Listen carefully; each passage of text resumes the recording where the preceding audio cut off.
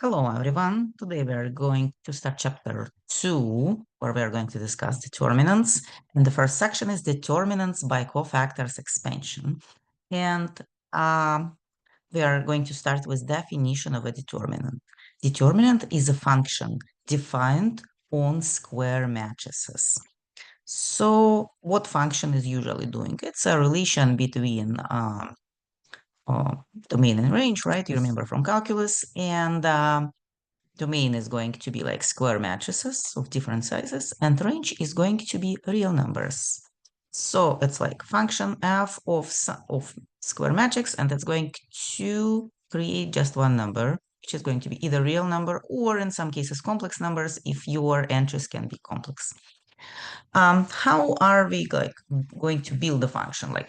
Each function is supposed to have some kind of rule. Like, for example, squaring function is a multiplying number by itself, right? What kind of rule are we going to have for determining? Well, let's imagine that we do have a square n by n matrix. And let's imagine, I'm going to kind of give definition step by step. Let's imagine that we are going to use a first row of this matrix. What is going to be determinant of this matrix if I want to use first row and define it? So what is going to be determinant? Determinant of matrix A is going to be element 1, 1 by C1, 1, element 1, 2 by C1, 2, and until you reach the very last element, 1n by C1, n. Not very clear what are C's, but A1, A1, 2, A1, N is going to be just elements of the first row, right? I'm going to tell you what are C's. C's are going to be so-called cofactors. I'm going to give definition of cofactor. Definition. Cofactor. C, I, J. Going to be a general definition. Like we do have C11, C12, C1N, like what is C1 Yij? It's going to be minus 1 to the power of I plus j multiplied by minor ij. Now, the second question is coming. Like in this formula, everything is clear. Like what is I, what is j, what is minus 1, except like what is minor ij. And one more definition. Definition. Minor m I j.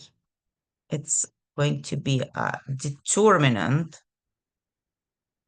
of a matrix, which is going to be reduced from matrix A by crossing out I row and j column. I'm going to write them reduced. In the book, they don't specify, like give special notation for this. What is reduced?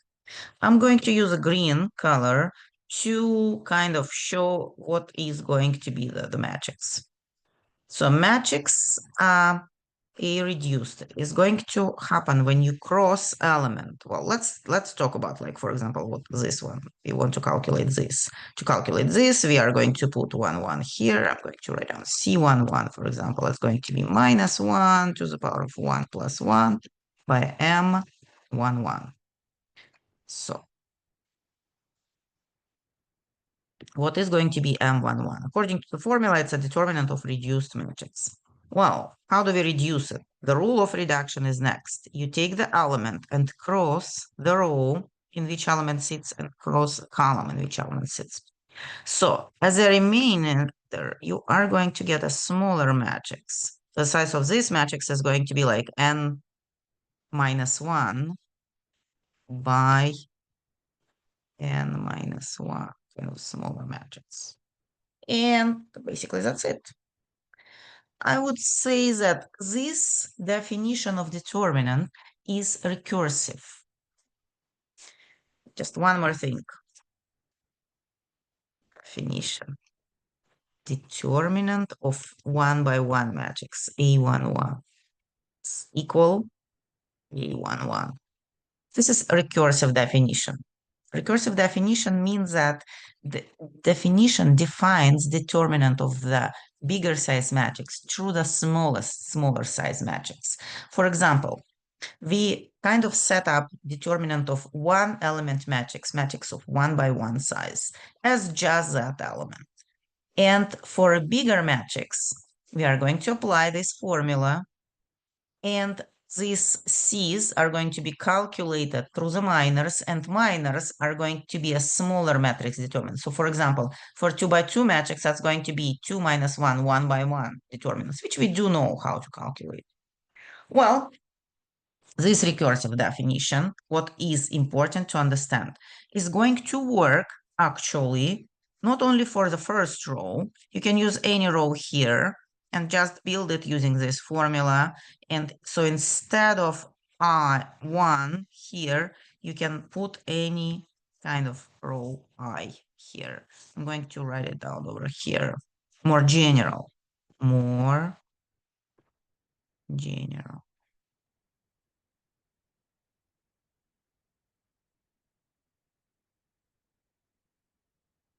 I'm going to write down A, I1, C, I1 plus, make it kind of shorter. A, I-N, C, I-N. And also, guys, what is interesting, you can also use any column to do a similar expansion. Just pick up a column and kind of move from the top to the bottom of the column and use exactly same formula. I'm going to write it down below in purple ink, determinant. And that's going to be A1J, C1J, and A and J, C and J. And that's going to be equal to this one. Maybe I should not write down too many equal signs. So I'm going to label this one. The second one is J column. And the first one is I. Well, you probably ask me, know that all these numbers for different columns and for different rows are going to be the same. Yeah, guys. Generally speaking, we don't know this originally, but mathematicians prove the theorem that no matter which row or column you are going to use for this definition, the number which is going to result from these calculations is always going to be same. So we found like interesting law about matrices that no matter how you come, like which row or column you use for defining the determinant like this, it's always going to give you the same number. So we don't worry if you use row number 1 or row number 5. If you do have 5 rows, or column number 1, column number 5, you're still going to end up with the same number. And that's like, this definition comes as one of the consequences of the theorem. But the theorem is kind of long, and we are not going to prove it. We're just going to accept the result of the theorem. I'm going to kind of show you how recursive formula is working, okay? So I'm going to start with example number 1. So we know what is determinant of 1 by 1 matrix. It's just element itself.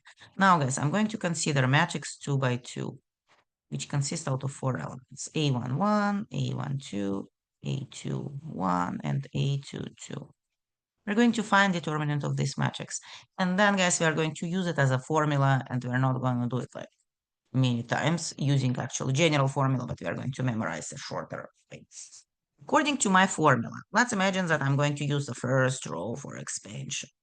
According to my formula, I'm supposed to take my first element, 1, 1, multiply by the minor, C1, 1, right? Plus my second element, 1, 2, multiplied by the minor, 1, 2.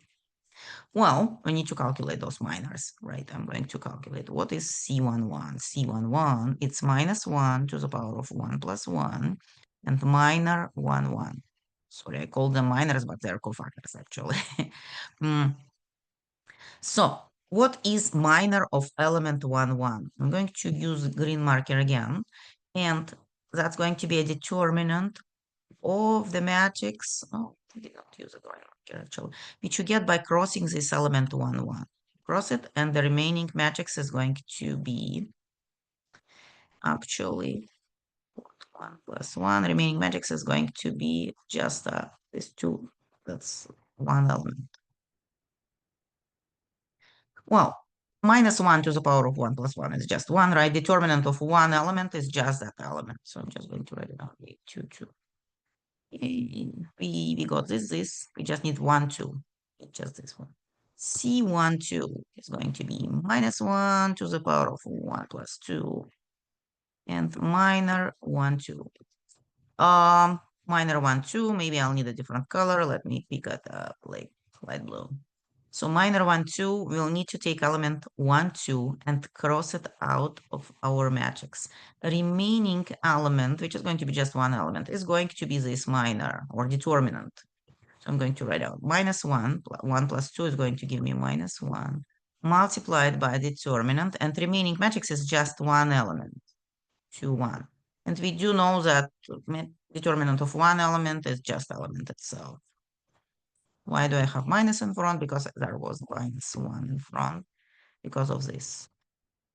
Okay, now let's unify everything into one formula. And guys, I want to copy everything over here right away, but I don't want to copy one more time the formula. So that's A11, and this element is going to give me A22, and there is a minus 2, 1, and element 1, 2. Wow, interesting. We have 4 elements and all 4 elements are participating. What is interesting, guys? A11 by A12, it's a product of these two elements. A11 by A12. And A21, A12 is going to be product of these two elements, right? So you can easily remember what is determinant of 2 by 2 matrix. You multiply diagonal elements at minus and you multiply 2 other elements. That's going to be our formula, which we are going to remember, and we are not going to use general formula to calculate it anymore. We are going to use a specific formula. Now, what is going to happen if you deal with the bigger determinants? Example number 2. Bigger determinants are determinants like, let's say, 3 by 3. Remember, this is a recursive formula, so 1 by 1 we defined, 2 by 2 we calculated using 1 by 1, 3 by 3 is going to be using 2 by 2 determinants, right?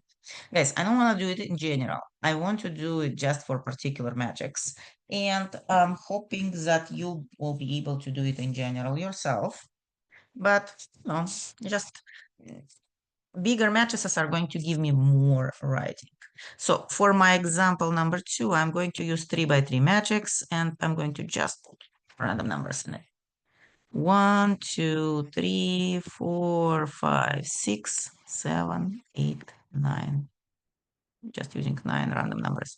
Now, guys, I'm a little bit lazy. What I'm going to do, guys, I'm going to put over here, instead of 3, 0. Well, why not? I'm going to raise this 3. These are random numbers. I'm going to put 0 here. So the question is going to be, what is determinant? What is determinant of this matrix A? Okay.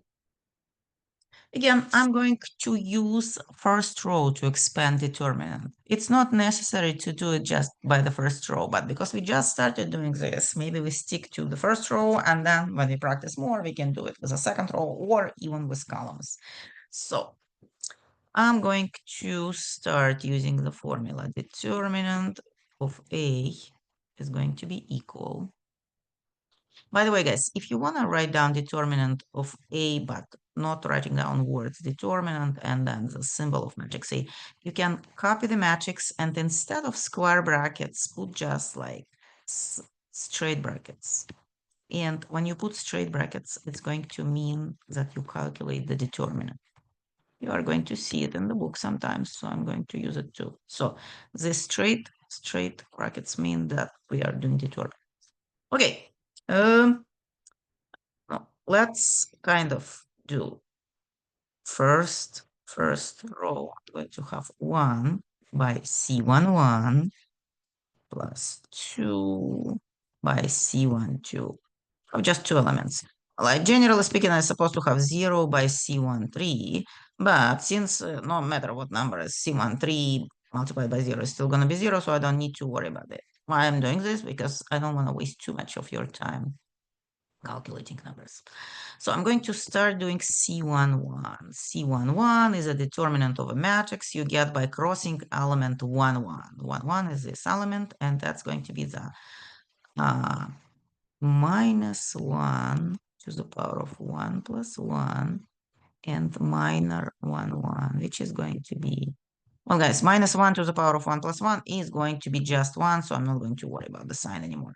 Minus minor 1, 1 is going to be the determinant of this matrix, right? I'm going to write down 5, 6, 8, 9. I already know how to calculate determinants of 2 by 2 matrix. I'm going to use it. I multiply diagonal elements 5 by 9 and subtract non-diagonal elements 8 by 6, which is going to give me 30, oh, sorry, not 30, 45, sorry, 45 minus um,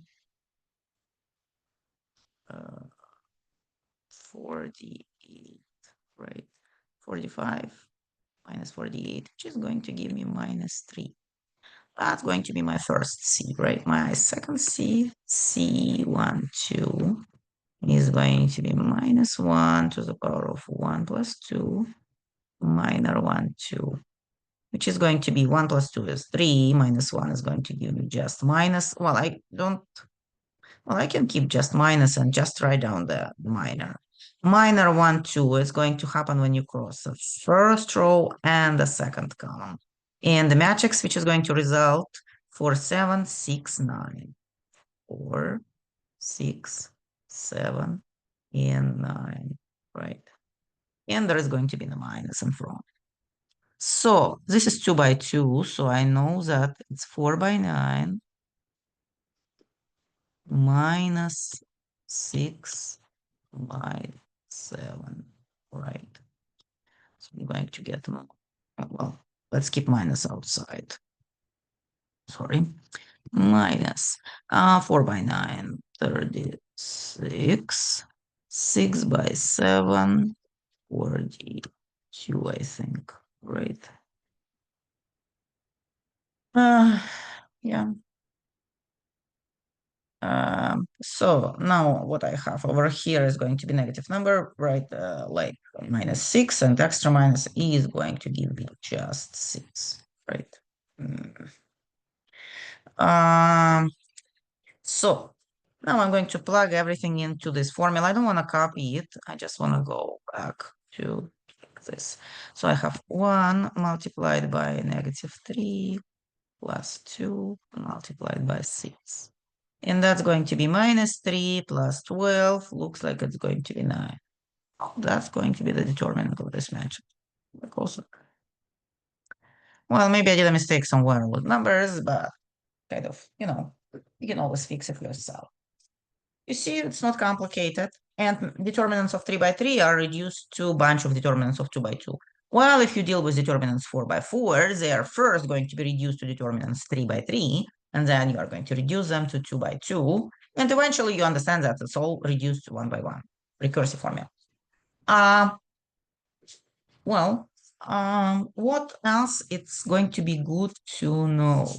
Yes, you know that all these minors multiplied by this minus 1 to the power of 1 plus 1 and minus 1 to the power of 1 plus 2, you see that every next element in the row is going to kind of have alternating signs. So first element is plus, second is minus, third is plus. We did not use it, but it's going to come, right? If you calculate C13, it's going to be minus 1 to the power of 1 plus 3 by minor 1, 3. And this is going to be again plus 1. Well, it's maybe makes sense instead of writing down this minus 1 to the power, just remember that the sign is alternating. And for general matrix, the sign in front of the minor is going to alternate like this. Minus plus, minus plus, minus plus. And here minus, you go 1 unit down, plus minus, plus minus. That's going to look like checkers board. Usually people are just kind of remember about this sign alternations. They don't do this minus 1 to the power. But again, that's formula. You can use minus 1 to the power. Well, as I said, there is a theorem which is telling us that this number is going to be the same no matter which row you use or which column you use. So we're not going to prove that theorem, but you're going to trust me that the number is going to be the same. Now, let's talk about some special cases. Remember, guys, last class we discussed triangular matrices, which were upper triangle, lower triangle, and actually diagonal matrices, which are not triangular, but also we count them as triangular. What is interesting, I'm going to consider determinant of lower triangular matrix as example. Example number 3, lower triangular matrix. How low triangular matrix look? Well, it's going to look like 1, 0, 0, 2, 3, 0, 4, 5, 6. Lower triangle means that the lower triangle is filled with numbers and the upper triangle is not filled with numbers, filled with zeros. And diagonal elements can be zeros or non-zeros, up to you.